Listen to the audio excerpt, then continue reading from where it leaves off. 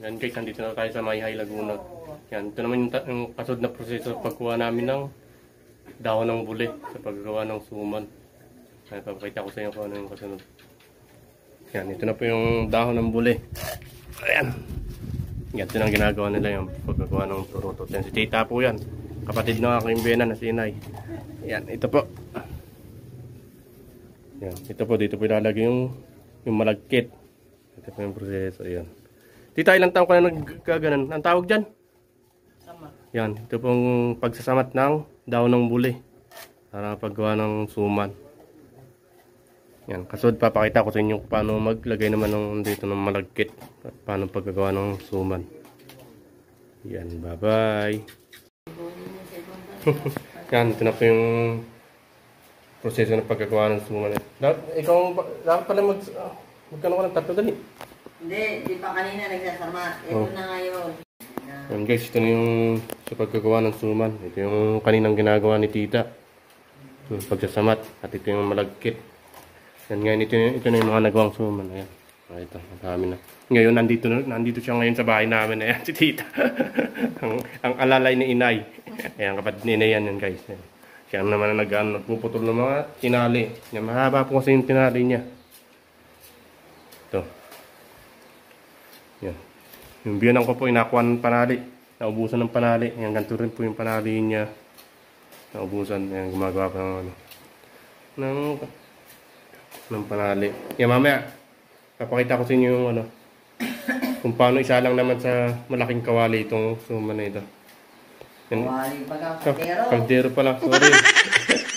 Tita, ilang oras yan yung sinasalang? Yan, kaldero malaki. 3 oras. Yan, 3 oras po sinasalang yan sa Eh, ano pala?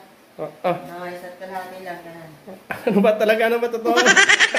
Isa't kalahati daw mo. Ano lang natin ito kapag sagas. Isa't kalahati. Ayan po. Ayan na. Baka natin siya na paglalagay ng malagkit sa turutot. Turutot tawag ko dito eh. Turutot. Samat. Ayan. Yung malagkit. Guys, ganito ng pagsisilid ng malagkit sa ginawang pagsasamat ng buli. Ayan, aking biyanan, gumagawa ng suman. At si Tita, ang pinakapugi ng Mayhay.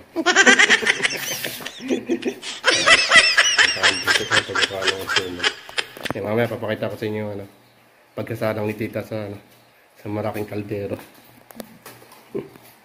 Ayan. At ang pagkatali. Ayan, ito pong paggawa.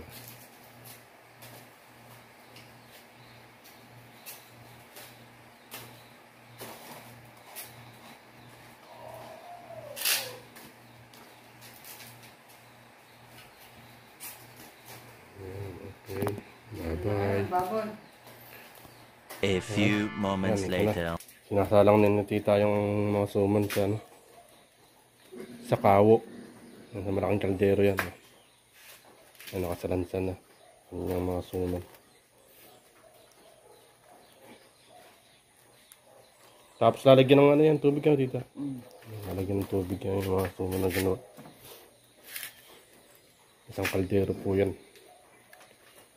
Kaya mamaya, nakita natin sa inyo kung paano isalang yan. Itong ating tikapagluto. Kaya wala si Tatay, matamang pakiramdam. Kaya siya muna ang sub.